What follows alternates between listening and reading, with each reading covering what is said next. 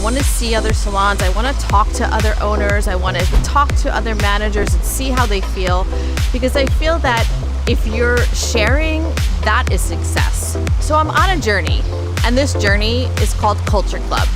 So we're off to Alexis Hoban Salon, Odyssey Salon in Philadelphia, Pennsylvania. We're gonna talk to her, see what makes her salon work. She's an Arojo Ambassador Salon, and we're gonna go check it out. Let's go. We're here for a happy Monday and a grand reopening of Alexis Hoban Salon, and we're about to do some hair, have some fun, and see her great new space. Hi, how are you? Good, Amy. How are you? Good. So we're here at your studio, Odyssey Hair Studio. We're so excited. We're here for your grand reopening. Happy Monday. So two things at once. What about Philadelphia, like this great city? Like, what inspires you? I was born and raised here. I grew up right near the Art Museum. My whole entire family does hair. We're the 8th salon in our family. So it's kind of in my blood, and I just always knew that I wanted to have a salon in Center City. What do you guys do on your off time? Like, what do you do for fun? Like, what do we do for fun? Well, me and my husband pretty much live here. When we're not home, we're home with our kids. Our son plays ice hockey, our daughter figure skates, so that's our fun time, our family time. You have to have some sort of balance, you know, when you have, that kind of, when you're an owner and you have so much going on, you have to have that balance. Well, how would you describe your salon? I picked the name Odyssey because it means a long journey full of adventures. We're definitely young, hip, and professional. It gives a totally different vibe than any other salon in the city. And being part of Arojo, there's no other Arojo Ambassador salons in the city, so I think we definitely stand out that way as well. Unique culture of education. Everybody that I've met through Arojo is amazing, and I'm happy that I'm able to call them my friends after being a part of it for 3 years. Besides the education, just the support you get. You can call anybody and just ask for advice, and it's definitely like top-notch education that I get to share with myself, my team. The platform work that I do with Nick is amazing. It's something I've always wanted to do, and he kind of let me be a part of it. When did you feel like you wanted to be a part of something? Like, there's so many other salons, but they're not a part of something. Like, when did you feel that was? I guess we were about 6 months into opening Odyssey, and I just felt like something was missing. Like, my husband has the business mind, I have the creative mind, and I was like, all right, we just need something else. And that's kind of, Nick started following our Instagram, and I was like, holy shit, Nick Arojo, never thought anything of it. That's so cool. He actually called the salon in November of 2016 and invited us up to our first Happy Monday. And he sat with me at a doorway afterwards and was just asking me business questions. I couldn't answer any of them.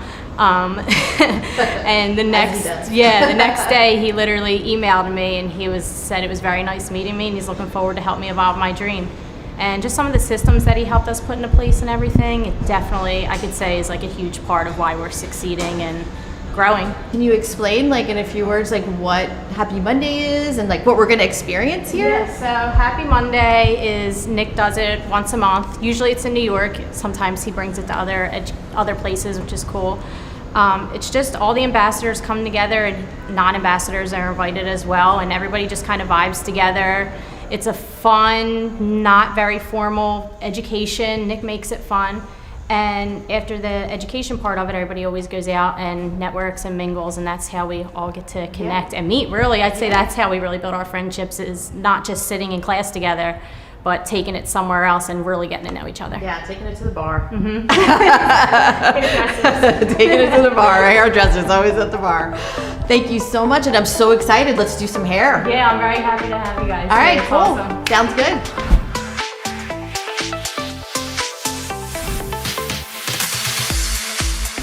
Hi, Nick. Hello, Amy. How are you?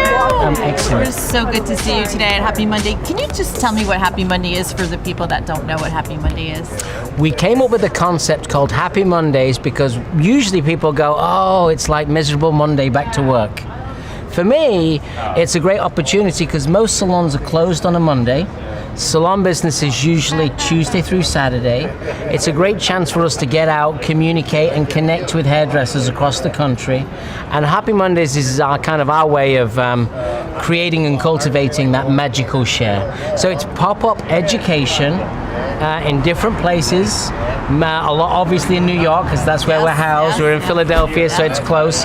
But we literally do it everywhere. And we're sharing our value and our culture.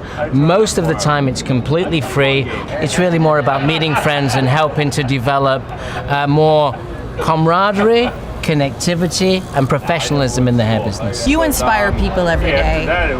What inspires Nick Arrojo? Watching somebody have a dream and seeing them kind of realize their dream. That's awesome. In England, you start hairdressing at 16. So from the ages, so the ages from 16 to 20, for a lot of people, you go through a lot of change. And for me, I noticed when I was 17, 18, 19, and I was watching these young kids come into the industry, and I was watching them, and I thought, oh God, look how uncomfortable they look.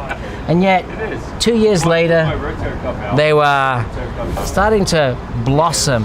And to me, that was my inspirational point, and that's what I loved the most. And today, it's still the same. Watching that stylist see when they're fully booked for the very first time, watching that hairdresser get that client for the first time, watching them do a perfect haircut for the first time or a perfect color, seeing that hairdresser and that client feel so happy, and the hairdresser realizing that they've accomplished something and changed somebody's life, made an impression. So I think that there's a reward all around. There's also lots of, sad points, like if a hairdresser decides to quit the journey, it's a lot of sad points, but over the years I've managed to toughen up. Because clearly there's a lot that maybe don't follow on in their dreams. But I always say, listen, if you're going to be successful, I can't want it more than you. You have to want it more than I want it for you. Absolutely. And that's something that we really try to instill. But there's lots of inspiration in my business. What does culture mean to you, and how is it important in your business and in any business? When you have an opinion, you have to have an ego. Yeah. So sometimes in this industry, it can get a little bit over-egoed. It's like I'm better than you, or it's like a lot of bravado. To me, I think culture is about saying, hey, you have to have that, because that's your point of difference and that's your belief system. But it's also about reaching around and trying to create teamwork, because teamwork makes the dream work. To me, culture in hairdressing is about creating the right the right conversation, the right environment. It's a safe space. We know that if we make people better, they will make us more successful. That is absolutely. Yes, so that to me is what the culture kind of is. And the professionalism of hairdressing. I think a lot of people look at hairdressing as a low-end job, or it's something that girls do, right, as a hobby.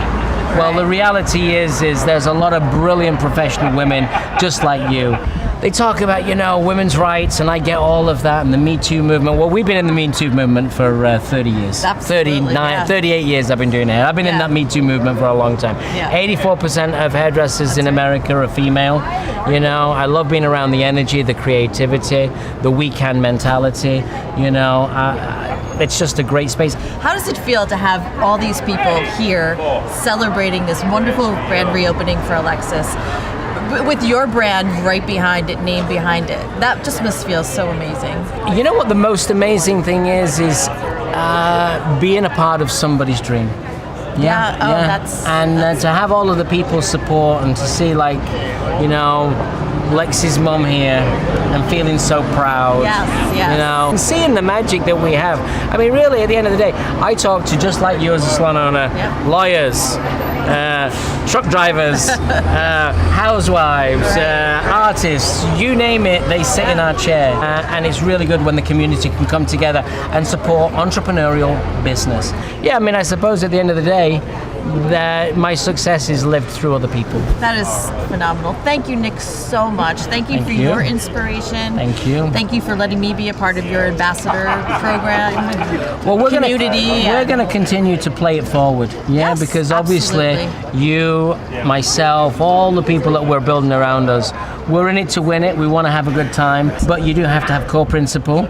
You do have to have core value, and you have to have respect. And I think that when you have some of those great qualities, then we can all be successful together. So thank you. Cheers to that. Cheers to that. Thank you so much. So I'm on a journey, and this journey is called Culture Club.